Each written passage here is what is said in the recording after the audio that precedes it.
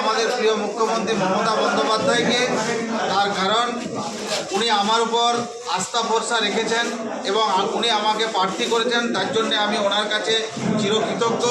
আমি অভিনন্দন জানাবো এবং ধন্যবাদ জানাবো আমার প্রিয় নেতা অভিষেক বন্দ্যোপাধ্যায়কে।